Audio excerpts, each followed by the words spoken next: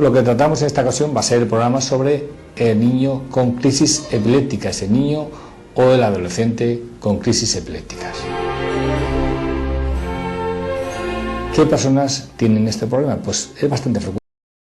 Si 1 de cada 150 personas tienen trastornos de tipo epiléptico.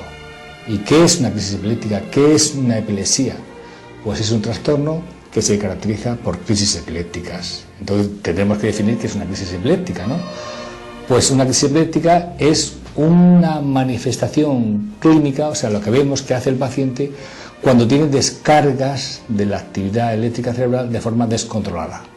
Entonces las crisis epilépticas van a variar, que sean crisis, por ejemplo, convulsivas, o que sean crisis de ausencias, o que sean crisis de pérdida de conciencia o sin pérdida de conciencia, dependiendo de la zona del cerebro que se produce una convulsión.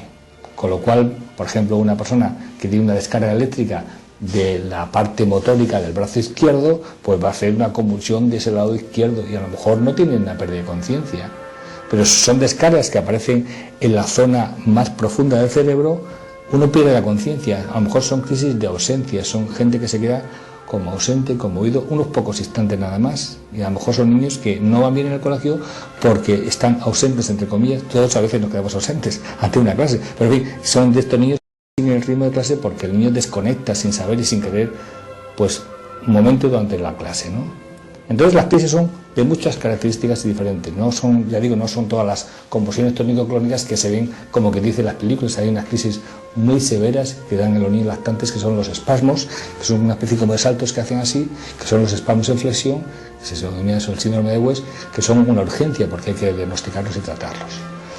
Bien, con todo esto lo que vamos a pasar ahora es a ver qué pruebas hacemos para que el diagnóstico se haga de forma certera y podamos hacer un tratamiento oportuno. Enseguida volvemos. Sí, pues los síntomas ya decimos que son muy variables. No todas las crisis epilépticas son convulsiones y no todas las crisis o convulsiones son epilepsia. Eso hay que tenerlo muy en cuenta. Hay gente que puede tener una convulsión por una hipoglucemia, por ejemplo. Y solamente cuando se repiten las crisis es cuando consideramos que un paciente es epiléptico. Y además muchas veces se curan los epilépticos, más de lo que la gente se piensa, casi un 80%.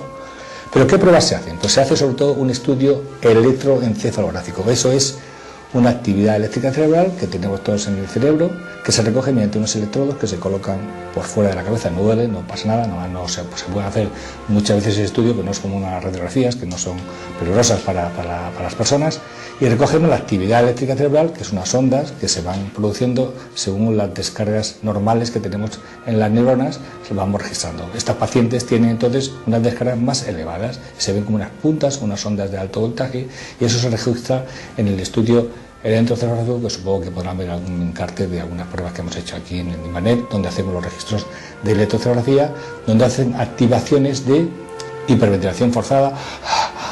Eso a veces produce las crisis, sobre todo las ausencias, donde a 3 minutos se hace de forma muy forzada, y otras veces es una luz, una fotoestimulación, como si fuera lo de una discoteca, que a veces hace un poco de gracia porque tal cual como una discoteca, y eso es una activación muy frecuente. Y también a veces en los niños, sobre todo, el sueño es un mecanismo de activación muy importante. Se hace un estudio de siesta, también a veces es necesario hacer un estudio del sueño completo, pero esos tipos de activaciones, hay crisis que se llaman incluso del despertar, pues objetivan que realmente la actividad eléctrica de este sujeto no es normal, y entonces eso unido a la clínica, porque lo que es el diagnóstico es muy importante, es que el paciente cuente cómo es la crisis, cuándo ha sido, cómo ha sido, si se ha mordido la lengua, si ha perdido la conciencia, si ha hecho un movimiento raro, si es por la noche, si es por el día. Todo eso hay que hacer una buena historia clínica, ¿no? También a veces hacemos estudios de neuroimagen, de resonancias, más que para ver la actividad eléctrica cerebral, por supuesto que no, para ver si existe alguna lesión o una alteración de fondo, porque hay que recordar que las crisis epilépticas son o primarias o secundarias. Primarias en medicina es cuando no sabemos realmente que existe una causa concreta, pero las secundarias sí son las que son sintomáticas de algo. Claro, entonces el problema es bien diferente, es como comprarse un coche. Tú te compras un coche de segunda mano o un coche nuevo y flamante, los dos son coches pero son bien diferentes, ¿no? Entonces hay personas que uno tiene un concepto equivocado, porque hay personas que son retrasadas o con problemas en silla de ruedas, yo qué sé, y tienen crisis epilépticas porque tienen una lesión, por un tumor, por una náusea del parto, lo que fuera, y otros que son pues médicos, compañeros míos o facultativos o doctores o notarios, son personas que hacen una vida completamente normal Y entonces uno tiene un concepto a veces equivocado de lo que es un paciente epiléptico. Recordar ese tipo de crisis o epilepsias sintomáticas o epilepsias primarias que son personas normales y que hacen una vida normal. Precisamente sobre eso hemos hablado con un paciente nuestro, Alejandro, una persona que se ha brindado a darles a ustedes su experiencia, sus impresiones sobre lo que es la vida, lo que siente un paciente epiléptico. Entonces yo le pido a contarse a ustedes sus experiencias. Le vamos a recibir en nuestra sala de espera en plan informal, porque siempre se agradece que alguien pues dé un poco esa visión de su problema, como además corresponde con lo que es la doctrina de la Liga Internacional contra la Epilepsia, que es salir de las sombras y dar a la gente la información sobre lo que es el proceso epiléptico. Vamos con Alejandro ahora.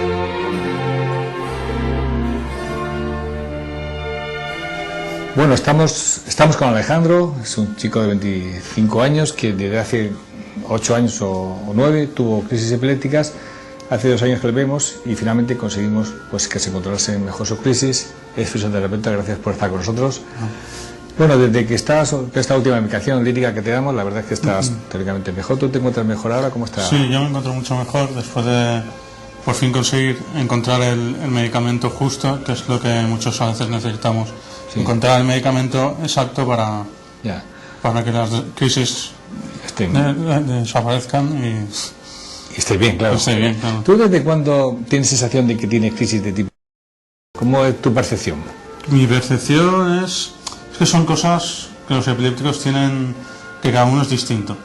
Entonces, pues son sensaciones, a lo mejor calor o no sé, son sensaciones también que no se le pueden explicar, que cada epiléptico tiene la suya. Claro, pero por ejemplo, ¿a ti te duele cuando la gente piensa que le duele a uno la cabeza o le duele el cuerpo? ¿A ti no te duele? No son dolorosas, una crisis epiléptica no es dolorosa. No. ¿Y tú te das cuenta que te da la crisis después de que te ha pasado? Después, cuando ya vas recuperando el conocimiento, como usted ha dicho, sí.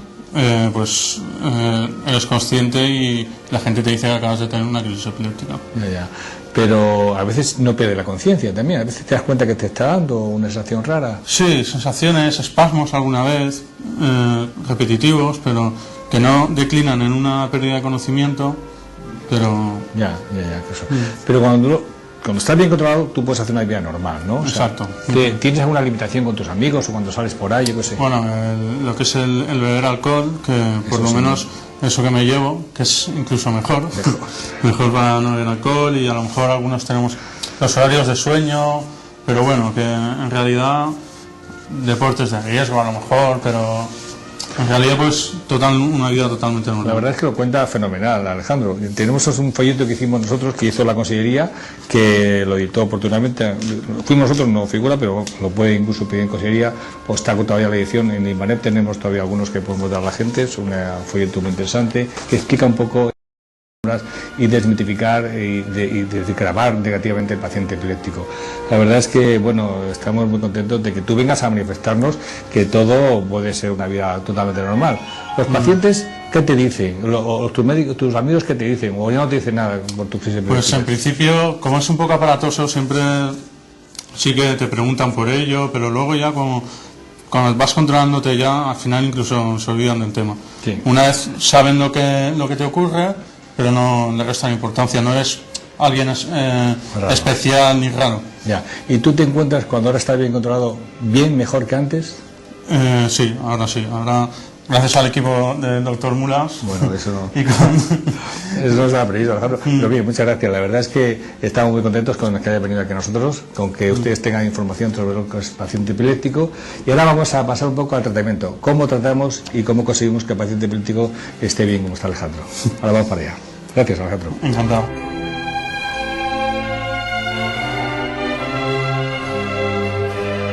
Muy bien, agradecemos a nuestro invitado su colaboración, su aportación, y llegamos al tratamiento. Esto se trata con medicación, no hay otra manera, no hay curanderismo, no hay otra posibilidad, hay que tratarlo con una medicación y se cura casi el 70 al 80% de las veces, o sea que tranquilidad, es de las pocas cosas que digo yo que curamos los neurólogos, ¿no?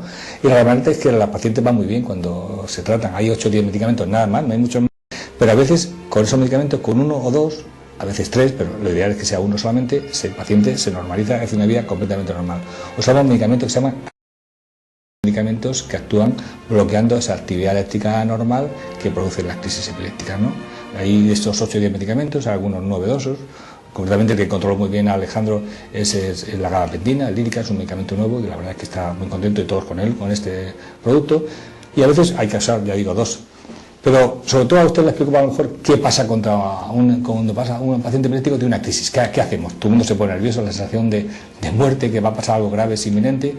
Hay que tratar de conservar la calma. De manera tenemos una serie de normas por escrito de lo que hay que hacer ante una crisis aguda: tumbar al paciente de lado, procurar que no esté bien abregado o muy comprimido las frentes que tiene, desahogarlo un poco. Sobre todo evitar que se muerda la lengua o que se trague algo que tenga la comida, que tenga una aspiración. No hay que meter el dedo porque una persona tiene mucha fuerza con la mandíbula, pero un objeto blando como un pañuelo doblado, un trozo de tela, para que no se muerda la lengua, ponerlo de lado para que no se atragante, porque a veces, claro, respirar así, pues se echan como espuma, que en realidad saliva nada más, un poco de sangre si le muerde la lengua, pero aunque sea muy aparatoso no pasa nada. Y el paciente hay que dejarlo tranquilo, que no se golpea la cabeza si se mueve, y eso suele quitar la crisis espontáneamente. Si no se quita en 5 minutos aproximadamente, nosotros indicamos un producto que se pone como una especie de lavativa por el recto y eso actúa de forma inmediata quitando las crisis y por supuesto llamando a nosotros o a su médico o llevándolo a cualquier centro hospitalario. O sea que realmente la idea es que pues, el paciente puede ir bien controlado. Si tiene una crisis se puede controlar de forma sin complicaciones y no hay que tener